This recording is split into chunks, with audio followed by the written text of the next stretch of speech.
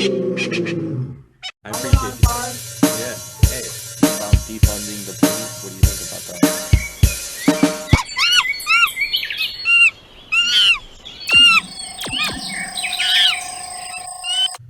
Welcome back. I hope you're enjoying these videos. If you are, please feel free to comment down below. Let me know what I can also improve on, because I'd always like to try to improve. Also, hit that like button if it's your first time. I hope you enjoy. Hit the subscribe if you do. And we'll get right into it. I did want to mention that I did start an Odyssey account. If you guys want to follow along on there. It has a lot of the same content that I have on here. It's pretty much just updating all the same videos that I have. But in case something happens, I believe I'm able to go live here and also upload videos here. So just to keep an eye out for. But first thing I wanted to get into here was the Boy Scouts of America. Looking into yesterday and seeing how it compares to today. Yesterday, the Boy Scouts of America was created in 1910. The Boy Scouts of America is modeled after the Boy Scouts of America in England. In the very first National Executive Board meeting, there was a discussion about finding ways to retain older boys with age-specific group program and challenge appropriately for them. A little brief history, I was looking here, began in England in 1908, but that's debatable because it goes back possibly to the 1980s with other groups, but this was the most prominent with POW. Today, when we look into the Boy Scouts of America, found in 190 of the world's 195 independent countries. United States has a single national scouting organization. Many countries, especially in Europe, have several separate scout organizations divided by religion or language with different uniforms, advancement, and national hierarchies.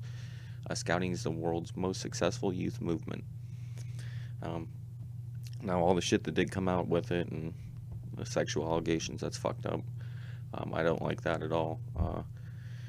Definitely concerning there. But to also compare it to the culture war that we're kind of going into today and how they're taking away the availability for a girl to succeed in a sport, and then at the same time we see it also in the Boy Scouts of America. And when we see it there, just today, Colorado girl becomes Eagle Scout on National Boy Scouts Day. The day recognized as when we started it. You have a girl in Colorado becoming the first Eagle Scout. Now, this is debatable. Girls like to do it too, but what's the difference of a Girl Scout and a Boy Scout? Why is there no challenges if the ladies do want to move towards this, and why are we still calling it Boy Scouts and not just Scouts? If we are going to just make it all the same. Regardless, I mean, there was another story here a couple days ago in Longmont, another one in Colorado there. Eagle Scout as of February 2nd. And I got a little quote here from her. It was really fun to see my little brother do all these cool stuff. She said, I like camping and learning how to tie knots and handle an axe. You know, it's cool, but your brother now is not the Eagle Scout and you are. And it's Boy Scouts, so it's just a weird cultural divide that we're seeing here. And both sides of the factions are losing, but I guess on the other side they are winning. If a girl goes in the Boy Scout, she's gonna win there. She's smarter. And I thought South Park did an excellent episode on this when they compared the actual issue at hand, you know, with the transgender going and entering into sports, and you had, I think his name was Strongman and Strongwoman, and they were going against each other, but, or no, not Strongman, it was Heather Swanson, and it was basically Randy Savage, and he was dominating on her. It's a really good episode, but in the end, he gets defeated because he goes and joins a girls' club that does gaming. And in the beginning, the four kids in South Park basically start a gaming club. They don't allow girls into their club. They just wanted to have it as boys' club. We're playing like Dungeons and Dragons and other stuff, and then the girls figure out about the games, and they're a lot better at the games. They're a lot more mentally capable of figuring something out quicker than the guys are when playing a video game. It's a little bit different because it's hand motion, but when you're playing board games, girls generally dominate board games, and it's like, what the hell? Like, how are they so good at these games? And it's like, I don't know, but it's just funny to see that in the end, you know, then you have the boy going over and doing the girls' strong point, which is the smartness, and he still loses and he can't defeat it. And it's like, that's his number one goal, is defeat all girls. And it's just kind of a funny episode if you want to look into it. But I thought that it was interesting with the Boy Scouts of America there. The next one I'll get into, President Harding installed a radio in the White House. Big day at the White House on this day. President Harding had a radio installed. At the time, radio was hottest technology there was, and the White House was cutting edge. Almost 2 years later, Calvin Coolidge, who followed Harding, was the first president to broadcast from the White House. When we look into that, to kind of see Joe Biden, he really hasn't said much. When I Google search just Joe Biden speaks, he spoke to Modi today. I believe Prime Minister from India. I'm not exactly 100% sure if I'm correct on that, but not exactly the conversation, just what it was about and people updating on it. Biden, like, it's just reports him not really saying anything. The one thing that he did come out and say, which I'm going to play a little bit of the video of, because I think it's pretty bizarre, to say the least, that the Super Bowl, you know, regardless of politics, most people didn't care about politics prior to this election. And this election pretty much forced everybody into it with the shutdown of everything, and no sports, no movies, no entertainment, no just doing your own thing. So you're forced to watch the TV, and majority of it was TDS. So, I mean, to see the sports doing this now and hear the people, I mean, just while he starts, I mean, Super Bowl 55. it's just. And now a special message from the President and First Lady of the United States. Super Bowl Sunday. Before kickoff, we wanted to thank all the frontline healthcare heroes, both at the game and watching across the country. So, I mean, I don't understand why we are mixing the two, first of all, why he is coming up and saying something to everybody, and why Jill is there. Why are you, like, we're almost there to where everybody's just like, all right, we'll just have a good day, you know, and then, you gotta throw Joe Biden into the mix. You put yourself at risk to keep the rest of us safe.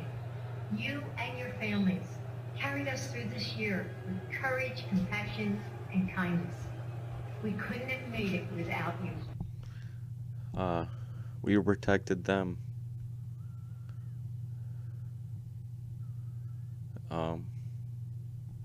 The elites, we made sure that they were all right. People are already starting to rise up in that volume right there. I mean, I don't know if you can hear it in the background. You might have to turn it up a little bit, but with all our hearts, thank you. And as we thank you and all of our essential workers, let's remember, we all can do our part to save lives. Wear masks, stay socially distanced, get tested, get vaccinated when it's your turn. And most of all, let's remember all those who we've lost. So please join us, Kansas City Chiefs, Tampa Bay Buccaneers, and the National Football League. Sound like they cut the volume out there for a reason, for some reason. I don't know exactly what that was, but there was a little bit of a hiccup there. A moment of silence for more than 440,000 Americans who lost their lives in this pandemic, and for their loved ones who are left behind.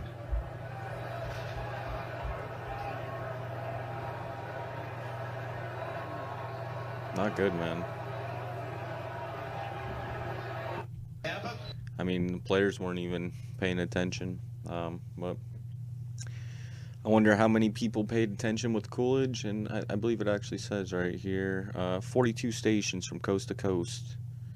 And there was probably a lot of stations also watching Joe Biden speak right there. And for everybody to go and see that, it's pretty embarrassing. But also yesterday, 1924, first execution by lethal gas.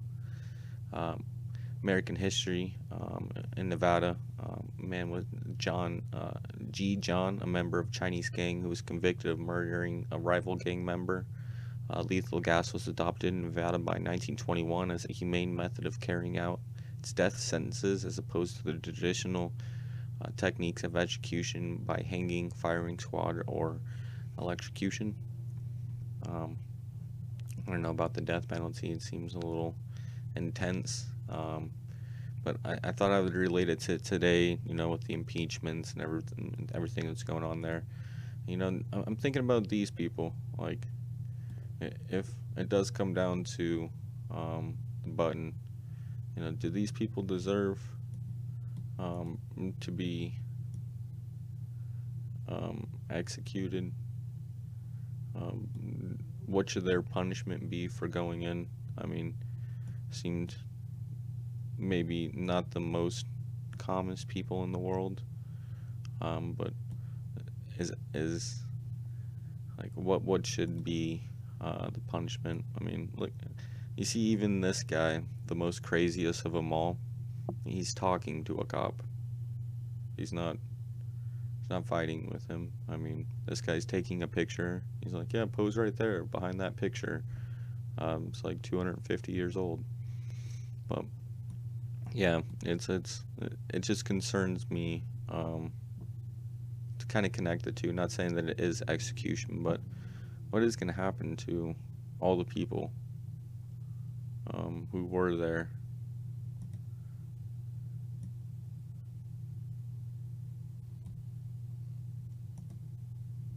I mean, guys like this, like they're walking around the things. I mean, this guy stole something, it looks like. So I mean, but what should the outcome of that be?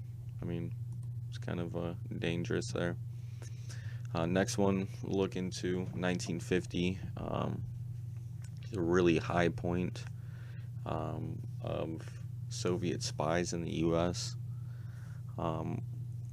Reported that it was the highest activity in the U.S. Information regarding Russian activity was presented to Congress by Director J. Edgar Hoover. Hoover was one of the familiar with the details of Klaus Fuchs case, the one that I brought up the other day. It was a British scientist who was arrested by Scotland Yard when the United States found out he leaked atomic secrets to the enemy. And I compared that obviously with some Chinese spies of today. But I found this actually. China formally arrests Australian TV anchor on spying allegations. So while we have a bunch of allegations on them, they are arresting an Australian reporter. The Australian government has raised its serious concerns about Mr. Chang's detention regularly at senior levels, including about her welfare and conditions of detention. We expect standards of justice, procedural fairness, and humane treatment to be met in accordance with international norms. And then at the same time, the Washington Journal puts out UK takes aim at alleged Chinese espionage. So not only in the US are we getting stuff like with Eric Swalwell, but also in the UK here, they're also accusing. So it seems like an all-time high point for Chinese spies worldwide, which is super concerning. Next one we'll look into here. Today, the Senate listens to closing arguments in President Bill Clinton's impeachment trial for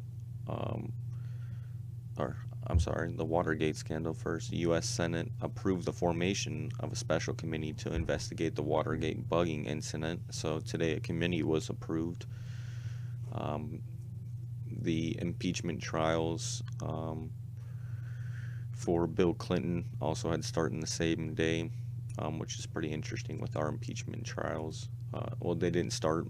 They actually had started in... A lot of hard work goes into keeping things simple. We do the heavy lifting. Started December 19th from what's her name, Monica Lewinsky, and sex scandals. The funny thing is if this ad wasn't right here, you would see Hillary Clinton smiling at Mr. Bill there. Gotta love it. But yeah, it ended there February 12th. He was acquitted, both articles of impeachment. Just thought it was interesting to bring up with the impeachments that obviously are going on right now. With everything that's going on, the basic standard is they're going to have to push it to free speech. And when they push it to free speech, it's going to be an attack on the Constitution, like it always is. So it's kind of scary, to say the least, that we are going through this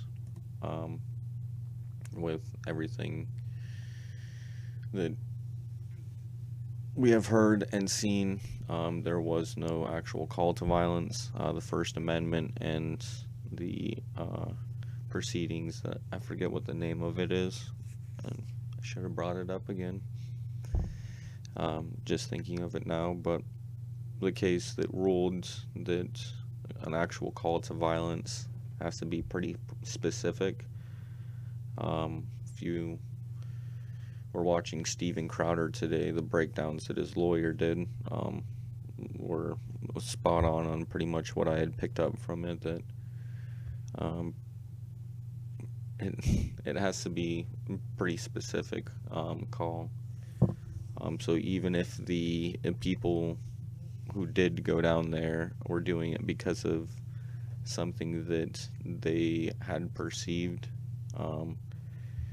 it still wouldn't be his fault, intentionally or overall, because it has to be a specific verbiage, and it's very, very drawn out, basically, or not drawn out, but it's very specific on what you need to do in order to be charged for that.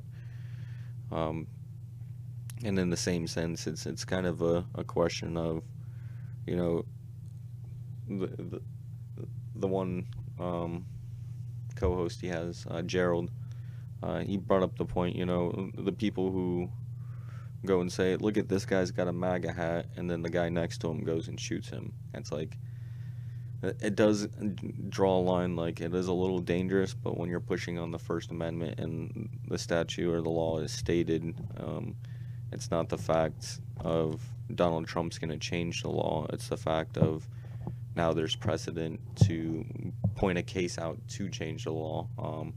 If you did think it was wrong and it did do a lot more, so you could present a case and have, I guess, circumstantial evidence, but it wouldn't really do much unless it was brought to the Supreme Court, which it already was prior.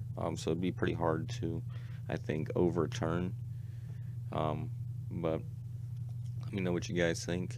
Last one here, I'll bring up, Nebraska court bans the electric chair. And just kind of put my own kind of twist on this.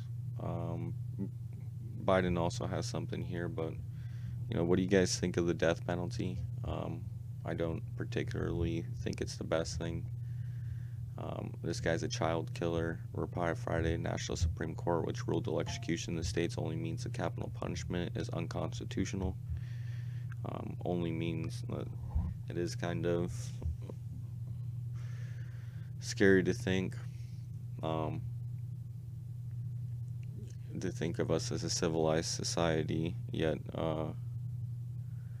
there's evils on one hand to kill a child, but then there's also evils on the other hand to kill someone who was once a child, right? Who obviously didn't live the best childhood maybe, or was taught different as a child, but in the long run, what do you guys think about the death penalty? But also here on Joe Biden, civil and human rights groups urge Biden to end federal death penalty. A coalition is calling on president's commute sentences of 49 federal death row inmates. I personally disagree. If you don't agree with me, I'd love to hear.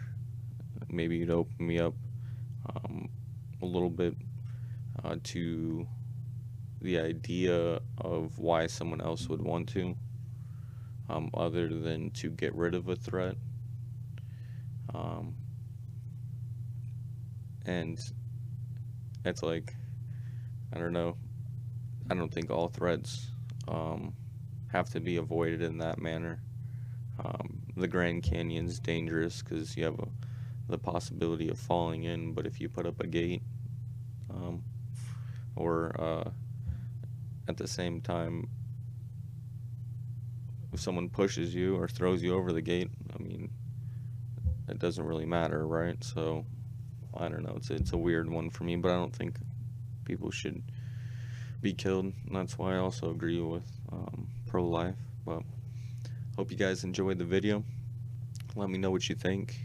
I appreciate y'all.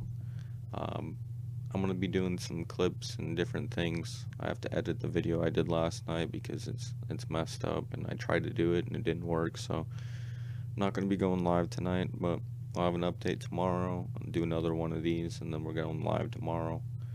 I hope you all have a good night. Always a good day tomorrow.